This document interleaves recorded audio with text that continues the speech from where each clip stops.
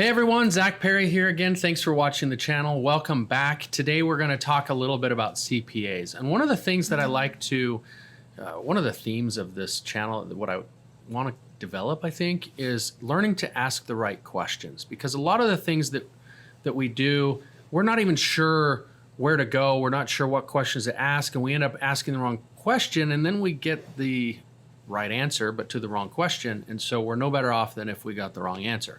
But just as important is learning to ask the right question to the right person. And when it comes to finances, we think of the financial planner, we think of the CPA. Those are probably the first two people we think to check or to consult with to find out what to do with our money. But I want to make sure we understand really what a CPA is and what a CPA isn't, and talk a little bit about why a CPA may not be the best person for you to seek financial advice from. So if you know any CPAs, ask them, what does a CPA do? Now, they'll give you probably a myriad of answers, but most of what most CPAs do is they file taxes. So they're handling taxes.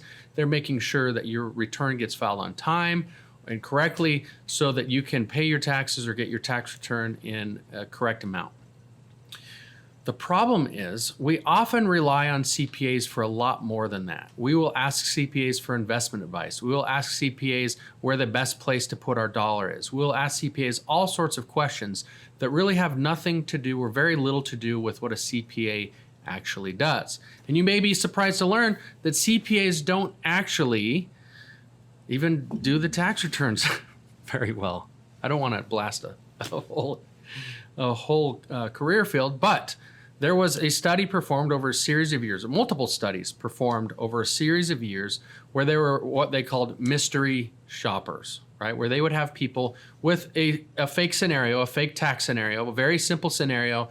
These would usually be like a single parent and with one child who had a low-paying job, and so very few deductions, very little income, or a student with a little bit of student loans, and perhaps a small business selling on Etsy. So they'd take these two simple scenarios and they would send them out to a number of professional tax preparers. Now, to be fair, CPAs are not the only professional tax preparers. So there were a number of CPAs in this study.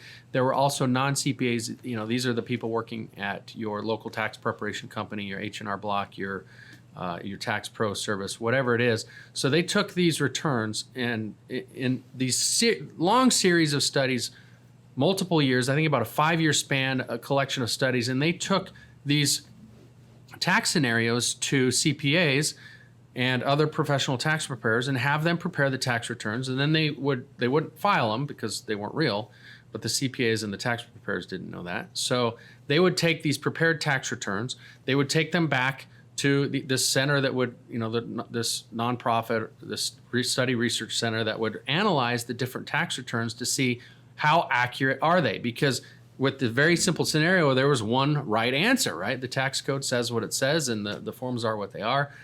And they found some pretty alarming things. Number one, they discovered that on the whole, 69.1% of these simple returns were prepared incorrectly. 69.1% were prepared incorrectly. And those are for the simple returns. Most of us watching this channel, and me, I own several businesses and my taxes are not simple. So think about how much higher the error rate would be if it's not a simple return.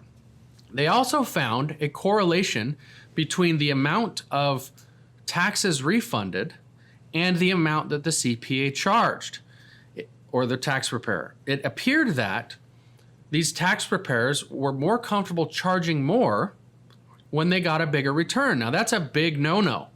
And the reason for that is the IRS will not allow there to be a relationship between the size of the return and the amount charged, because that creates an incentive for the tax preparer to inflate the amount of money you get back, because then they can charge more. So that is a conflict of interest and is a no-no. Now, unfortunately, they did find a correlation between these two numbers. What makes that alarming is the fact that if your tax preparer makes a mistake on your returns, you're the one who is responsible. So if you got overpaid, there's no indemnification where your tax preparer now has to pay back the difference because they prepared your return wrong.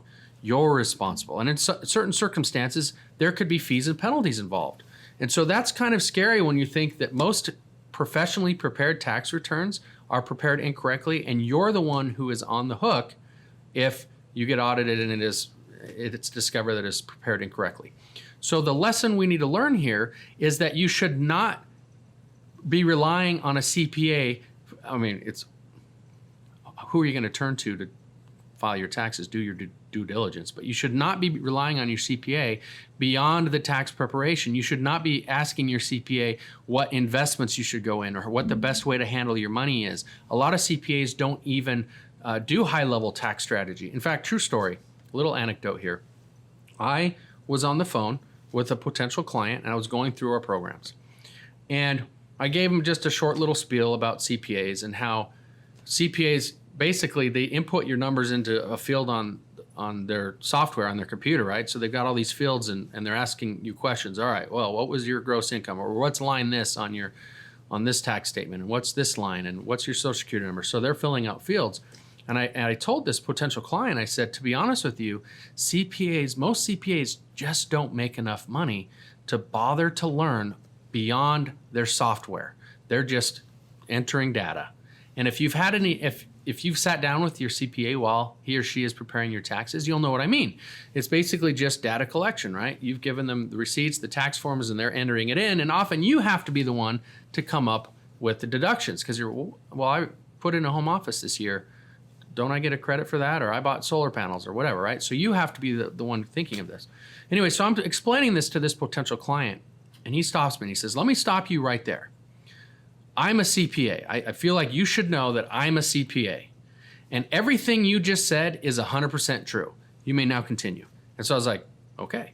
Anyway, so that was very validating. Now, I don't want to say that all CPAs are bad or all CPAs make mistakes. You just have to be careful who you hire, and you definitely don't want to be asking the wrong question to your CPA. Just because your CPA prepares your taxes does not mean your CPA understands exactly how the tax code works or understands beyond their own software. So if you want to know exactly what questions you should be asking, we can help you. If you want to give us a call, we'd be very happy to talk to you. In fact, we guarantee at our firm that when you call us, we'll put a smile on your face. Whoever you talk to, they'll put a smile on your face. If that's not true, you let me know, because we take smiling very seriously around here.